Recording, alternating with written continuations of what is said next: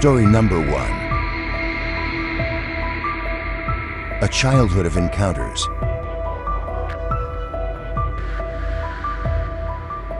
Some houses hold more than just memories. They hold secrets. This is a story about a childhood spent in the shadow of something unexplainable. A presence that began to reveal itself piece by terrifying piece.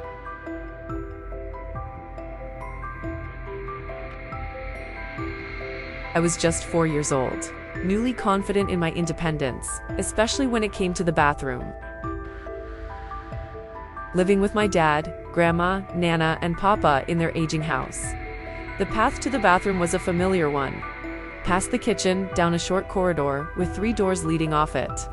My nana and papa's room was on the right. One evening just past 8, something made me stop in that corridor.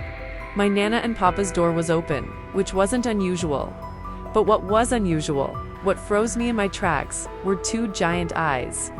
Not glowing, not white, just large dark pits, the size of an adult's palm. Darker than the deepest shadows in the room. I screamed. For a year, I couldn't go past that corridor alone. I'd even hold my bladder until I wet myself, constantly asking my dad about the monster in Nana and Papa's room. One night at a truck stop diner, I brought it up again. My dad asked me to describe it. Big eyes, I said.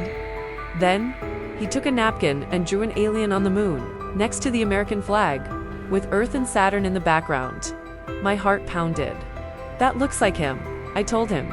From that moment, my dad made it his mission to make aliens a good thing. But that didn't work. A few years later, at 7 years old, my dad, grandma, and I moved into a new house, just across the street. My nana and papa, now living alone again, would watch me during the day. One afternoon, after an outing, my papa walked me to our new front door, unlocked it, and let me go in first, while he went back to help nana with groceries. The moment he walked away, I turned around. There, on the linoleum floor, were huge, matte gray footprints, like someone had stepped in thick army paint, with soulless slippers. I froze, staring. My nana came in, followed by papa. They saw them too. Nana, confused, asked what they were. Papa, seeing the trail leading down the corridor, immediately jumped to my defense. Scoffing at the idea, I could have done it. He started scrubbing them away. When my dad and grandma arrived home, I was bursting to tell them. My dad, exhausted, brushed me off. I ran to Papa, begging him to explain. He looked at me, utterly confused, as if I was speaking nonsense, as if nothing had happened. That was it. Saddened, I pretended it never happened either. Years passed. I was 12. I had a laptop, and I was in my windowless room, door closed, playing games. Suddenly, a piece of plastic flew from behind my bed, across the room. I freaked out, ran to the living room, babbling to my grandma. She didn't believe me. My dad, ever practical, told me to stop playing scary shit. I grabbed my laptop and stayed with them, away from whatever entity I felt was in my room. A few months later, when in bed, the lights on and the door closed, I heard it flapping, coming from my ceiling. I looked up. A bat, going berserk, was flying around. I swiftly escaped, laughing as I told my disbelieving grandma. She scoffed, questioning how a bat could possibly get in my room. Go check for yourself, I challenged. Moments later, my grandma screamed for my dad. No way, there's a bat in her room.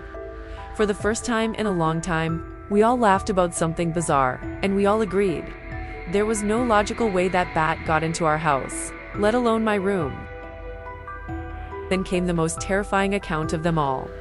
I was 14. My grandma insisted my bedroom door stay propped open, permanently. It was 4 a.m. I was playing on my laptop, comfortable, until an inexplicable warmth washed over me. I moved my laptop to take off my hoodie, and then, I had an overwhelming urge to look up. There it was, a bald white head. But where the eyes should have been, there were none. It was horizontal, as if floating. The bathroom nightlight cast rainbow colors onto its skin. I was paralyzed with fear. I couldn't scream. I closed my laptop, trying to process if it was real. I moved left. It moved right, until only a sliver of its head was visible. Every hair on my body stood on end. I begged myself to scream, but couldn't. I moved back, cementing my gaze on that small portion of its head, watching it slowly pull away. But it stopped halfway. I couldn't move. I sat there, staring, for what felt like minutes, but was much longer, 15 minutes, maybe more. Then, it pulled away completely. I opened my laptop, saw the idle timeout, and snapped it shut. I sat in my bed, staring at that doorway, until the sun came up and my grandma started making coffee. I asked my dad if anything weird had happened to him.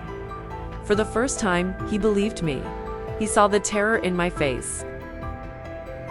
For many months after, my best friend and I saw multiple UFOs from our backyards. They'd emerge from behind the mountain, hover, and leave. It freaked her out. But for me, my dad, and her mom, there was an almost serene acceptance in watching them. It dulled the fear I once had of aliens.